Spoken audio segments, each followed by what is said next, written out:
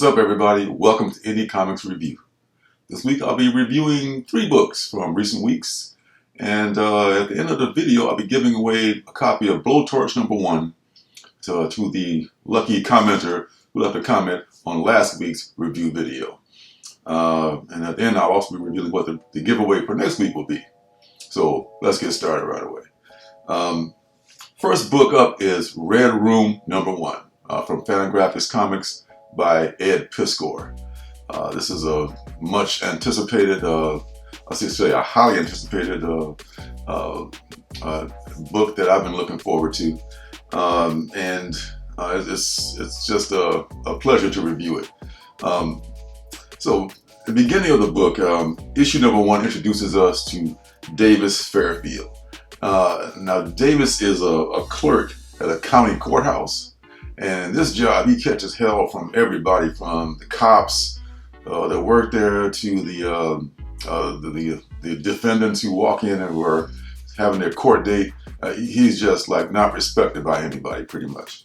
And one day he gets the horrible news that his wife and his 2 kids have been in an accident, and only one of his daughters has survived.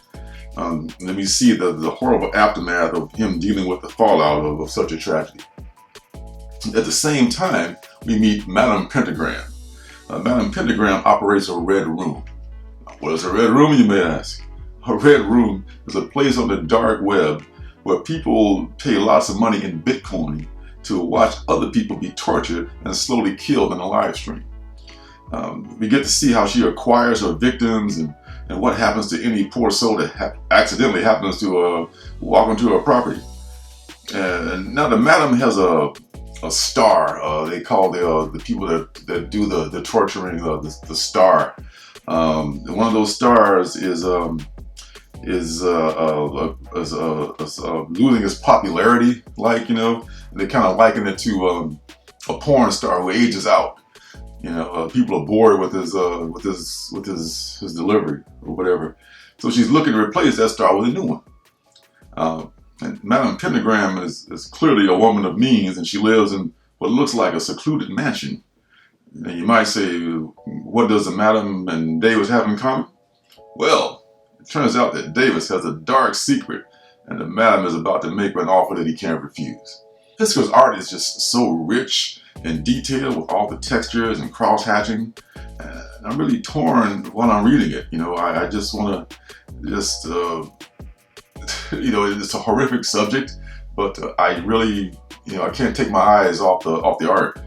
I can just read it over and over again and probably find something new every time. And then afterward, Piskor talks about his influences and how the book came about. He mentions Preacher as one of them, Faust, The Crow, among others. And he also says this is going to be a monthly book going forward. So that's pretty cool, considering that all the detail that goes into this, to making this book. And I can imagine that he's already got a bunch of it already stashed away somewhere. He's already had a head start. He's going to be doing it monthly, and his work is just so complex. And the burning question, I guess a lot of people want to know is, do red rooms really exist? Well, I can just say, I hope the fuck not, but you never know. I mean, but knowing, you know, humankind and the sickness that exists in this world, I wouldn't doubt it. You know, even with the disgusting, sick nature of the subject matter, I couldn't put this book down. And it's a pretty long book. It's like 64 pages, no ads. Normally, I dislike wordy comics. I like my comics to get to the point and just kind of flow, and I can just read them pretty quickly and move on to the next one. But with this one, you know, yeah, it's like time just stood still while I was reading it. I was just enjoying it like I used to enjoy comics as a kid. You know, I would just be totally engulfed with the subject matter, and it just didn't matter how long it was. That said, you know, this book is not for the squeamish. It's not for the faint of heart. And it is gory. If that offends you, then steer clear. And for God's sakes, don't let any children come near this book.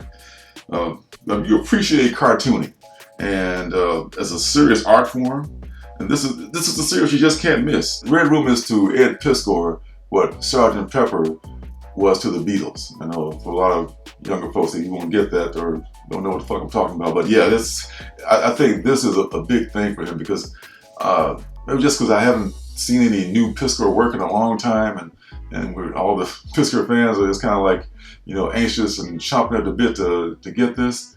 But I think this is possibly a groundbreaking book. Red Room, pick it up. The next book is Junkie Cable, and that is from Behemoth Comics, and it is written by, in fact, it's all work. I mean, Claudio Avila, I think is the way it's pronounced, and he is the creator of this. He's like Piskor, he does everything. He's the letterer, artist, writer, colorist, all that. So this is all his work. And Junkie Cable, it begins with the protagonist, one of the protagonists, and her name is Cheap, and she's flying back from this mission where she's just stole some stuff, and she's being pursued by bounty hunters. The bounty hunters cannot approach her; they can't collect the bounty within the city. So she's reached the city. She's safe, but they managed to like crash her cycle. But she's managed. She gets rescued by her husband / boyfriend. His name is Ali. Yeah, and they go home to have celebratory sex. Seems they do that a lot. So as young couples want to do. It seems what Cheap was after were these tiny little horny creatures that have been catching. They've been catching these creatures so they can use these creatures to pay a ransom to get their child back from this like sex goddess creature who's been holding the child hostage. And Ali and Cheap spend a lot of their time, I should say, getting high and having sex when they're not collecting the creatures.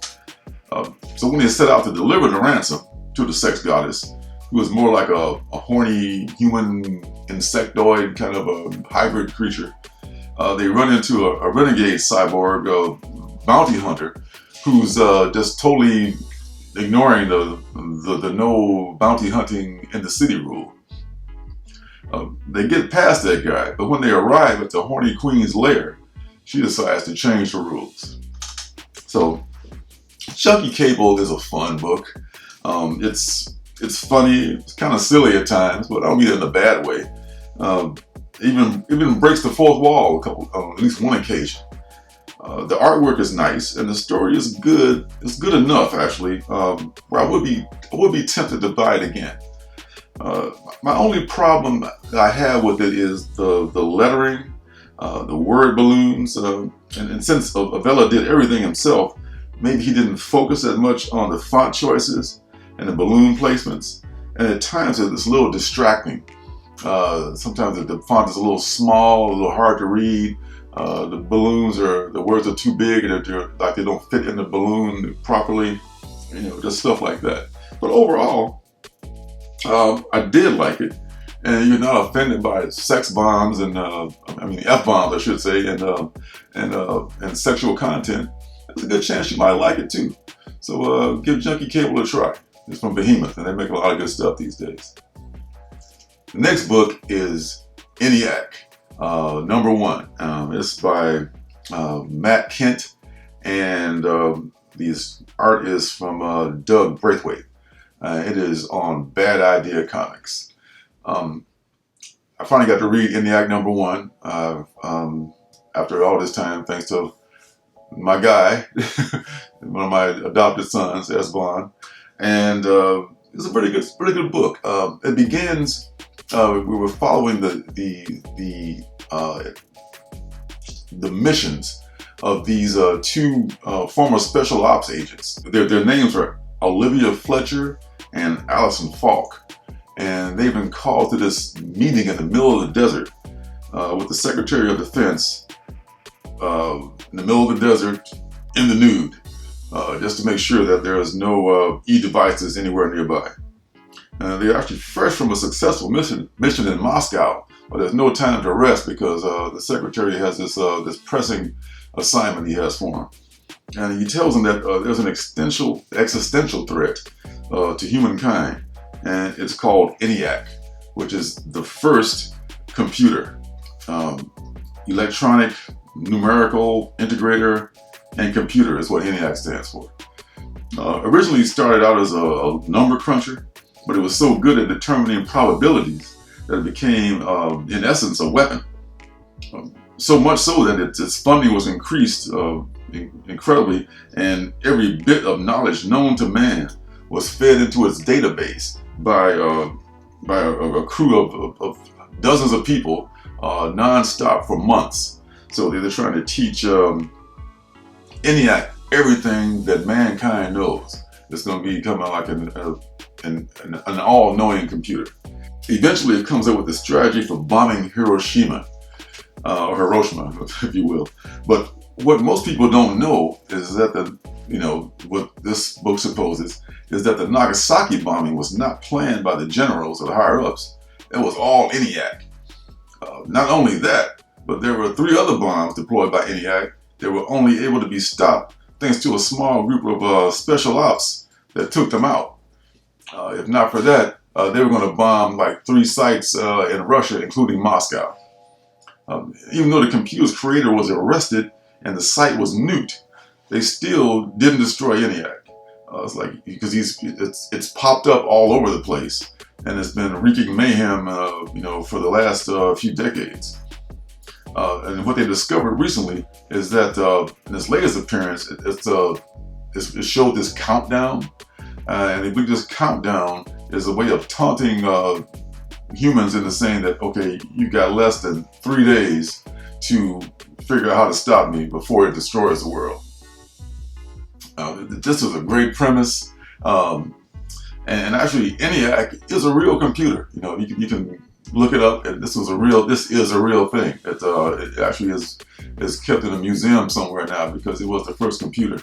And I love the way Matt Kent mixes in a history into this story. It's completely believable, and the story is fast moving, and the art is great. And like all Bad Idea comics, it just looks fantastic. There's even a hero trade story based on that very popular Bad Idea comic that started all as a backstory, and it's a backstory about a briefcase, and it's written by Kent and illustrated by David Lapham.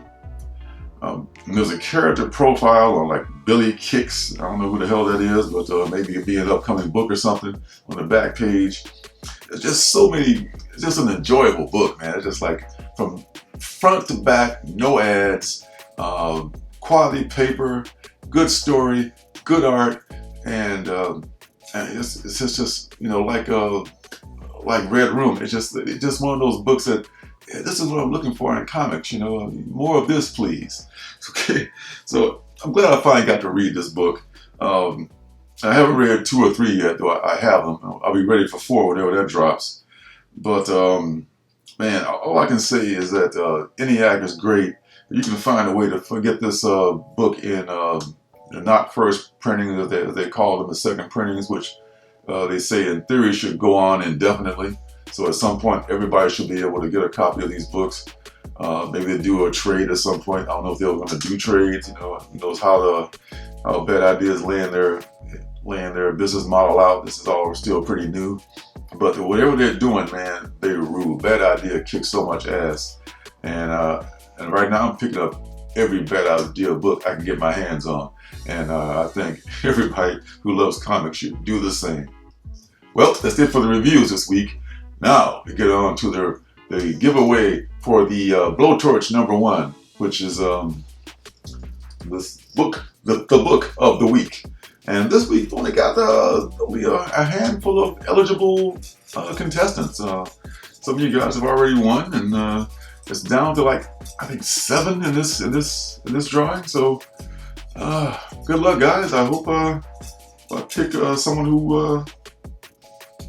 Some lucky person who will actually like the book. So here we go. Here's the winner. All right, dig it up. Hey, it's Iniac, Kiddtaak, Iniac, dude. You are the winner this week. Congratulations, you are the winner. So that's it for that drawing. Next week, I'm going to be giving away a copy of Red Room #1. That's right, the A cover copy of Red Room #1. So you guys can enjoy this goodness just as much as I have. So be sure to tune in for that. Until then, thanks for stopping by. Be sure to hit the like button, hit the subscribe button, and turn notifications on so you know when I'm making another video. So until next time, see you guys in the funny papers. Hey, don't forget to subscribe and leave a thumbs up.